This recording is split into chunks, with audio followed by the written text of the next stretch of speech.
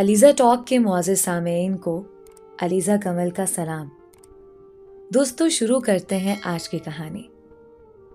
वो मुझे काफ़ी अरसे बाद नज़र आया था। उसने मुझे देखा तो करीब आकर गर्म जोशी से मिला और करीबी होटल में ले गया। बैठते ही उसने एक चाय का ऑर्डर दिया तो मैंने चौंक कर पूछा, तुम नहीं पियोगे? कहने लगा, सर अरसा हुआ मैं अब चाय नहीं पीता। मुझे उसके जवाब पे ताज्जुब हुआ था, क्योंकि मैं जानता था कि वो शुरू से ही चाय का शौकीन है। तुमने क्यों छोड़ दी? मैंने हैरानी से पूछा। मुझे लगा चाय की ज्यादती की वजह से कोई तिबी मसला हो गया होगा, जिसकी वजह से चाय छोड़नी पड़ी। कहने लगा, सर आधी चाय ने अधूरा कर दिया है। अजीब उलझा सा जवाब था। मैंने उलझन आमेज अंदाज में उसकी तरफ देखा। वो हंस पड़ा। हंसते ही उसकी आंखों में नमी उतर आई और उसकी आंखों में तैरती नमी किसी कहानी का पता दे रही थी। मुझे पूरी बात तफसील से बताओ, मैंने संजीदगी से कहा। कहने लगा, सर आपको तो जरूर बताऊंगा। बताओ फिर। मैं उसकी तरफ मुतवज्जे हो गया। सर कुछ अरसा पहले एक मेहरबान हमारे घर में मेहमान बनकर आई थी। मेरी तरह वो भी चाय की शौकीन थी।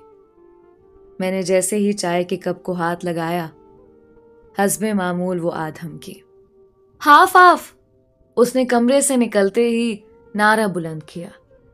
ये उसका रोज का मामूल था। मैं जब भी सुबह चाय पीने लगता, वो किसी कोने से निकलकर आ धमकते। Half half!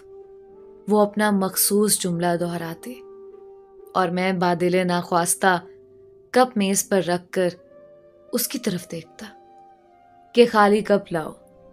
तो मेरी नजरों का मतलब समझकर आंखें मटका कर कहती, ऐसे नहीं वैसे।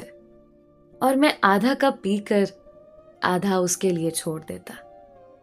तब तक वो इंतजार करती और मैं जैसे ही आधा कप मेज पर रखता, वो बिल्ली की तरह झपट कर उसे उठाती और होंठों से लगा लेती। पहले पहल तो मुझे ये सब अजीब सा लगता था, बल्कि कोफ्त होती थी, मगर आहिस्ता आहिस्ता मैं आदी होता गया। अब मैं खुद ही आधा कप छोड़ देता था। वो बला की शोख और चंचल थी, इसलिए मेरे घर वाले भी उसकी किसी बात का बुरा नहीं मनाते थे। कह देते कि इसकी आदत ही ऐसी है। वो हमारे करीबी रिश्तेदारों में से थी। उसे पढ़ने का शौक था और गांव से कॉलेज दूर होने की वजह से उसे भरोसा होने के नाते हमारे घर भेज दिया गया। हालांकि इसी शहर में उसके 2 ताया भी रहते थे, लेकिन भरोसा हम पर किया गया था। पहले 2-4 दिन तो वो अपने आप में सिमटी सिमटी सी रही। मुझे लगा लड़की संजीदा तबीयत की है, अच्छा वक्त गुजरेगा, क्योंकि मैं खुद भी संजीदा तबीयत का था। मगर मेरा ख्वाब उस वक्त चिकनाचूर हो गया जब छठे दिन उसने मेरे हाथ से अचानक चाय का कप उचक लिया और मुंह बनाकर बोली, बस भी करो, कितनी चाय पियोगे? कब से देख रही हूं कि मुझे भी पूछोगे। मैं हक्का बक्का सा उसकी तरफ देखे जा रहा था और मेरी अम्मी मुझे देखकर हंस रही थी। फिर उसके बाद वो खुलती गई और 1 माह के कलील अरसे में ऐसे लगने लगा जैसे ये उसी का घर है और हम अजनबी हैं, या शायद सिर्फ मैं अजनबी था बस। क्योंकि अम्मी अब्बू तो उसकी आमद से बहुत ही खुश थे और उसकी तरफदारी भी करते थे। बस मेरी जरा उससे कम बनती थी। हम 2 बहन भाई थे। बहन मुझसे बड़ी थी तो उसकी तालीम मुकम्मल होते ही 2 साल पहले उसकी शादी कर दी गई। अम्मी की तो कोशिश थी कि दोनों की एक साथ ही शादी की जाए, ताकि घर में कोई तो हो जो अम्मी का हाथ बटा सके। मगर मैं अभी पढ़ रहा था, इसलिए साफ इनकार कर दिया कि जब तक पढ़ाई मुकम्मल नहीं होती शादी का सोचना भी मत। और जब से जोया आई थी अम्मी को आराम मिल गया था। अम्मी बस थोड़ा बहुत कुछ कर लेती थी, वो भी जोया की गैर मौजूदगी में, वरना वो अम्मी को कुछ करने ही ना देती थी। जिस दिन कॉलेज से छुट्टी होती वो किसी बदरूह की मानद पूरे घर में चकराती फिरती और घर की सफाई से लेकर कपड़े धोने तक सब खुशी खुशी करती थी।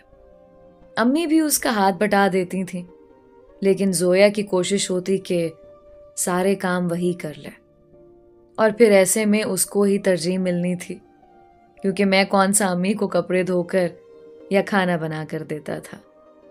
उसकी हर शोखी पर उसे अम्मी अब्बू की हिमायत हासिल थी। यूं तो वो मेरे भी काम करती थी, कमरे की सफाई और मेरे कपड़े धोने से लेकर इस्त्री करने तक सब वही करती थी। लेकिन मैं समझता था कि उसके एहसान का बदला मैं उसे कॉलेज लाने ले जाने में पूरा कर देता हूँ, इसलिए कभी उसका मशकूर नहीं हुआ। हालांकि उसने कई बार मुझसे कहा भी कि कभी शुक्रिया भी कह दिया करो। जवाब में मैं उसे कह देता कि मैंने तुम्हें कभी कहा कि मेरा शुक्रिया अदा करो? रोज तुम्हें नौकर की तरह पिक एंड ड्रॉप करता हूं। खैर, तुम तो लगते भी नौकर ही हो।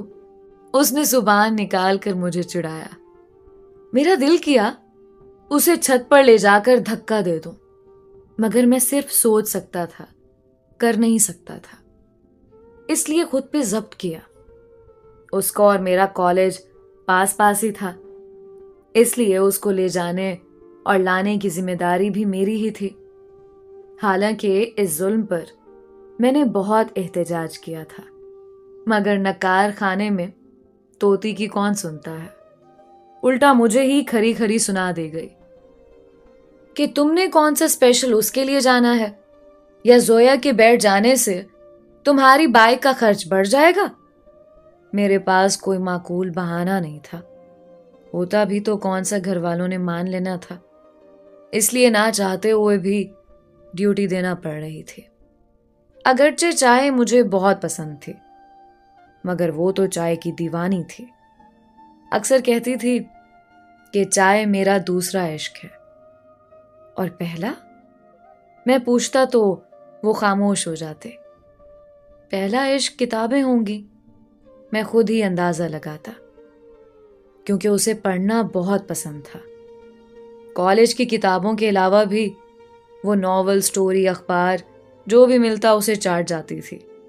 खास तौर पे लव स्टोरीज बहुत पसंद थी उसे, और मुझे उनसे उलझन होती थी। हर रोज उसने मामूल बना लिया था कि मेरी आधी चाय जरूर पीनी है, और मुझे भी जैसे आदत सी हो गई थी। अब वो जानती थी कि आधे कप से मेरा गुजारा नहीं होगा, इसलिए फौरन ही मेरे लिए चाय का दूसरा कप ले आती थी। एक बार मैंने उससे पूछा था कि ऐसा क्यों करती हो? जवाब देने की बजाय उसने अजीब सी नजरों से चंद पल मुझे घूरा और फलसफियाना अंदाज में बोली, कुछ काम सिर्फ दिल की खुशी के लिए भी किए जाते हैं, चाहे उनकी वजह हो या ना हो। दिल भी बेवजह खुश नहीं होता। मैंने धीरे से कहा, तो उसने मुझे घूर कर देखा और जेरे लब उल्लू कहकर वहां से चली गई। मैं मुंह फाड़े उसे जाता देखता रहा। लफ्ज उल्लू मैंने सुन लिया था, और एक बार फिर दिल किया कि उसे छत पर ले जाकर धक्का दे दूं, मगर जब्त करना पड़ा, क्योंकि यह नामुमकिन था।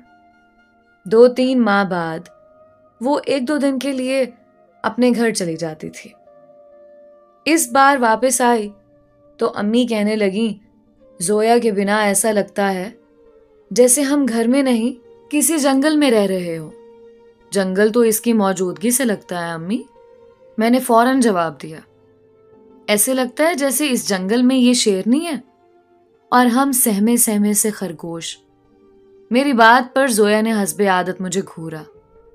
आंटी देख लें इसको, वो अम्मी से लाड भरे अंदाज में बोली, जैसे एक बेटी अपनी मां से शिकायत लगाए। और उसे यकीन हो कि उसकी ही हिमायत की जाएगी। आंटी तो कई साल से देख रही हैं मुझे, अब तुम देख लो। अम्मी के कुछ बोलने से पहले ही मैं बोल पड़ा था। जैसे तुम सड़ियल हो ना, इसे देखना नहीं झेलना कहते हैं। आंटी देख नहीं रही, झेल रही हैं तुमको। सड़ियल। जोया ने जवाबन तंज किया और खिलकर हंस पड़ी। अम्मी ने भी हंसने में उसका साथ दिया था। इस बार घूरने की बारी मेरी थी। उधार रहा। मैंने बेबसी से तिलमिलाते हुए कहा, देख लूंगी तुमको। जोया ने मुंह पर हाथ फेरा। उबैद, बुरी बात, मेहमान है ये हमारी। अम्मी ने जोया के सर पे शफकत से हाथ फेरते हुए मुझे डांटा, लेकिन उनके लहजे में गुस्से की बजाय मोहब्बत थी। जोया की हंसी अचानक गायब हो गई थी। शायद उसे लफ्ज मेहमान पसंद नहीं आया था। उसकी हंसती आंखों में मैंने वाज़े तौर पर नमी सी महसूस की थी। मुझे कपड़े इस्त्री करने हैं, उसने अचानक कहा और उठकर अंदर चली गई। अजीब लड़की है, मैंने दिल में सोचा। वो मेहमान ही तो है यहाँ। जोया को हमारे पास 2 साल हो गए थे और वो 2 साल के लिए ही आई थी। एफए उसने पास वाले गांव के स्कूल से किया था।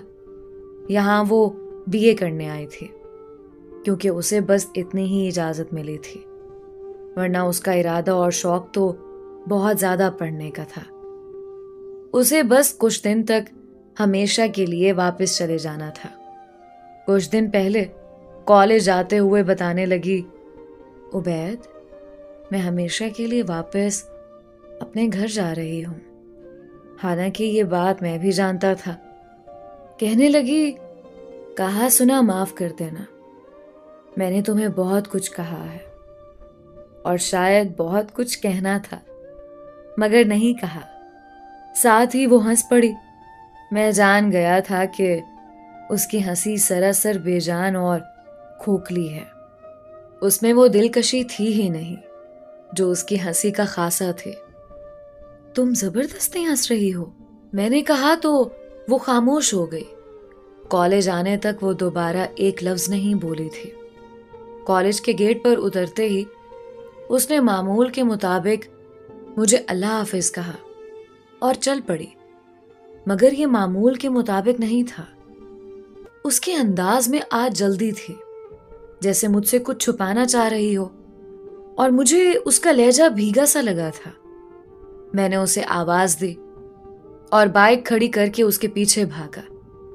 वो रुक गई, मगर पलटी नहीं। मैं उसके सामने जाकर खड़ा हुआ। सुनो, मैंने उससे कहा। बोलो, उसने नजरें उठाए बगैर धीरे से कहा था। मेरी तरफ देखो, मैंने प्यार से कहा था, क्योंकि मैं जानता था कि अगर सख्ती की तो दुनिया की कोई ताकत उसे नजरें उठाने पर मजबूर नहीं कर सकती थी। उसने धीरे से नजरें उठाकर मेरी आंखों में झांका। मुझे झटका लगा। मेरा शक सही था। तुम रो क्यों रही हो? उसकी सुर्ख होती आंखों को देखकर मुझे दुख हुआ था। बस ऐसे ही, उसने कहा और तेजी से चलती हुई गेट के अंदर दाखिल हो गई। मैं वहीं खड़ा चुपचाप उसे जाता देखता रहा। 1 हफ्ते बाद उसका अब्बू उसे लेने आ गया। उसके वालिद ने मेरे अम्मी अब्बू का शुक्रिया अदा किया और कहने लगा कि मुझे सबने कहा था कि जोया को यहां ना भेजूं, वरना ये लड़की तुम्हारा मुंह काला करवा देगी। मेरे भाइयों ने भी मना किया, मगर मुझे जोया पे यकीन था कि वो मेरा मान नहीं तोड़ेगी और कोई ऐसा काम नहीं करेगी जिससे मेरा सर झुक जाता। मगर बेटी से ज्यादा मुझे आप लोगों पे भरोसा था, जो आपने टूटने नहीं दिया, और इसके लिए मैं आपका एहसानमंद हूं। हमारा एहसान एहसान नहीं आप पर, बल्कि एहसान तो आपका है कि जोया को हमारे घर भेजा। और यकीन करो 2 साल किसी ख्वाब की तरह लगते हैं, अब्बू ने जोया के वालिद से कहा। हमारी तो दुआ है कि जोया जैसी बेटी हर किसी के नसीब में हो। अब्बू ने दिल से जोया की तारीफ की। कुछ ऐसे ही ख्यालात अम्मी के भी थे, मगर वो बहुत अफसुर्दा भी थी। जोया चाय बना के ले आई और सब चाय पीने लग गए। चाय पीते हुए मेरी नजर जोया पर पड़ी तो वो मेरी तरफ ही देख रही थी। उसके हाथ में मोबाइल था और चाय का कप सामने भरा पड़ा था। अचानक मुझे अपने व्हाट्सएप पे मैसेज मौसूल हुआ। मैंने चाय का कप रख कर जेब से मोबाइल निकाला और मैसेज देखा। हाफ हाफ, आखिरी बार प्लीज।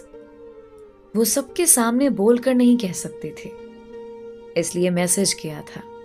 मेरा कप आधा ही रह गया था। मैंने कप की तस्वीर ली और उसे व्हाट्सएप पे सेंड कर दी और बैठ गया। मैंने दोबारा कप नहीं उठाया था।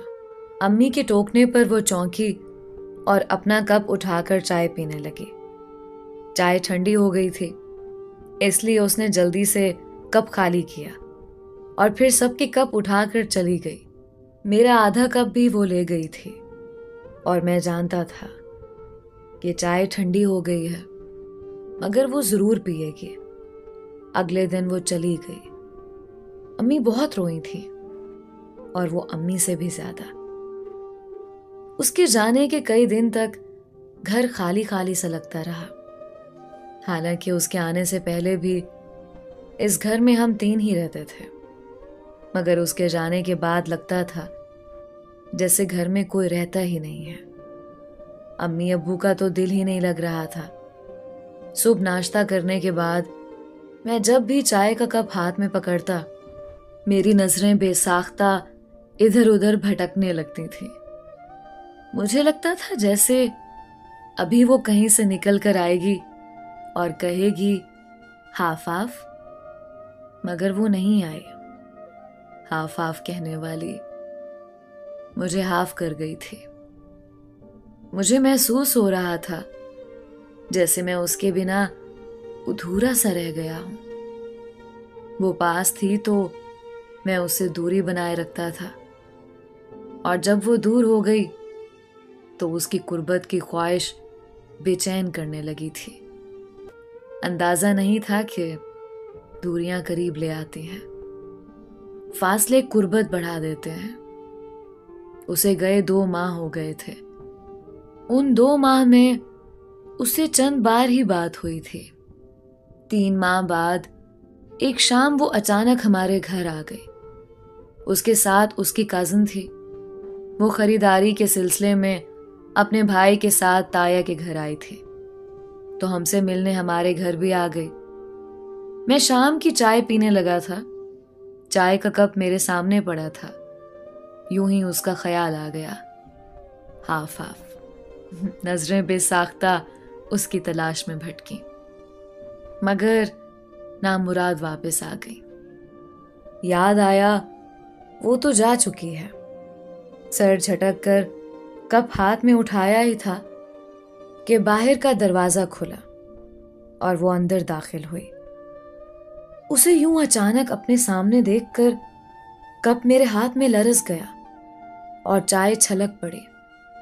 शायद ये ख्याल सच होने और उसके आने की खुशी थी, या फिर चाय को भी उसके आने की खुशी हुई थी, इसलिए छलक पड़ी थी। मुझे लगा अभी वो अपने मखसूस अंदाज में कहेगी हाफ हाफ। मैंने चाय का कप वापस रख दिया और उठकर खड़ा हो गया, मगर उसने ऐसा कुछ नहीं कहा। करीब आकर उसने संजीदा से लहजे में सलाम किया और अम्मी से लिपट गई। उसकी कजिन ने भी मुझे सलाम किया और अम्मी से मिलकर दोनों पास रखी कुर्सियों पर बैठ गईं। मैंने उसकी तरफ देखा और फिर चाय की तरफ। हाफ हाफ, मैंने मुस्कुराते हुए कहा। मैं अब चाय नहीं पीती। उसके जवाब से मुझे शौक सा लगा था। बात थी भी अजीब कि चाय जिसका दूसरा इश्क था, वो कह रही थी मैं चाय नहीं पीती। उसकी कजिन साथ थी, इसलिए मैंने मजीद कोई बात नहीं की और खामोश हो गया। मगर मैंने फिर चाय को हाथ नहीं लगाया था। आधी आधी तकसीम होने की मुंतजिर चाय पड़ी पड़ी ठंडी हो गई थी। वो कुछ देर बैठकर चली गई। उससे कुछ दिन बाद मैंने फोन पे उसे पूछा था कि चाय तो तुम्हारा दूसरा इश्क था, फिर वो तुमने कैसे छोड़ दी? और उसने भीगे से लहजे में जवाब दिया था, मेरे लिए पहला इश्क आम था, दूसरा नहीं। अगर वो मयस्सर नहीं तो दूसरे की क्या अहमियत। पहला इश्क। मैंने लरसते दिल के साथ जुमला अधूरा छोड़ दिया। तुम। उसकी आवाज भरा गई। फोन कब का बंद हो गया था, मगर मैं अभी भी कान से लगाए हुए खड़ा था। तुम। उसके अल्फाज अभी तक समात में गूंज रहे थे। मैं उसका पहला इश्क था और दूसरा चाय। मैं जानता था कि उसका पहला और दूसरा इश्क मैं ही था, और ये मुझे 2 माह पहले ही पता चला था। 2 माह पहले उसकी छोटी बहन से फोन पर बात हुई तो मुझे पता चला कि जोया ने जिंदगी में कभी चाय को हाथ नहीं लगाया था। उसे चाय पसंद ही नहीं थी। उसने सिर्फ 2 साल चाय पी थी, वो भी मेरी वजह से, क्योंकि वो जब हमारे घर आई तो उसे पता चला कि मैं चाय का शौकीन हूं, तो चाय उसका इश्क बन गया। दूसरा इश्क। उसका पहला इश्क मैं था और मेरी वजह से उसने चाय से इश्क किया था, और इस हिसाब से उसका पहला और दूसरा इश्क मैं ही था। मैं उसकी मजबूरी भी जानता था। कई साल पहले उसका निकाह उसके कजिन के साथ कर दिया गया था। मैंने एक बार उससे पूछा था कि तुमको तो पता था कि तुम किसी और की हो, फिर क्यों मोहब्बत के जाल में उलझी तुम? कहने लगी, ना उस वक्त मेरे इख्तियार में कुछ था, ना अब है। निकाह मुझसे पूछकर किया गया था, मगर दिल ने मुझसे पूछा ही नहीं और मोहब्बत कर बैठा तुमसे। वो शादी से इनकार करना चाहती थी, मगर मैंने उसे मना कर दिया। मैं हरगिज नहीं चाहता था कि वो अपने घर वालों और लोगों की नजरों में बुरी बने। लोग उसके बाप को कहें कि हम ना कहते थे कि ये लड़की तुम्हारा मुंह काला करवाएगी, और उसके बाप का सर हमेशा के लिए झुक जाए। मुझे किसी सूरत गवारा नहीं था कि उसके बाप को अपनी बेटी पे जो मान और गुरूर है वो टूट जाए, भले इसमें हम दोनों ही क्यों ना टूट जाएं। और सर, हम टूट गए, मगर हमने उनका मान नहीं टूटने दिया। हमने अच्छा किया ना सर। उसने भीगी आंखों के साथ लरसते हुए होंठों पे जबरदस्ती मुस्कुराहट सजाते हुए मुझसे पूछा। मेरे पास उसके सवाल का जवाब नहीं में था, मगर मैं खामोश रहा। बोलिए ना सर, हमने अच्छा किया ना? उसने दोबारा सवाल किया। हाँ, मगर तुम दोनों ने अपने साथ बुरा किया। मैंने उसकी नम आंखों में झांकते हुए धीरे से कहा। अच्छा बनने के चक्कर में अपने साथ तो बुरा हो ही जाता है, उसने फलसफियाना अंदाज में कहा और हंस पड़ा। और मैं सोच रहा था कि नम आंखों के साथ हंसना कितना अजियतनाक होता होगा। ये वही जानता है जो इस अजियत से गुजरा हो।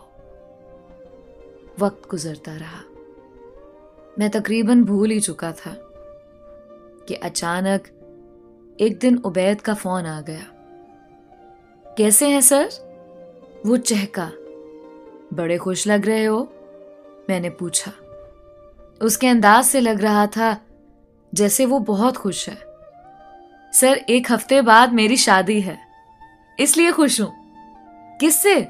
बेख्तियार मेरे मुंह से निकल गया।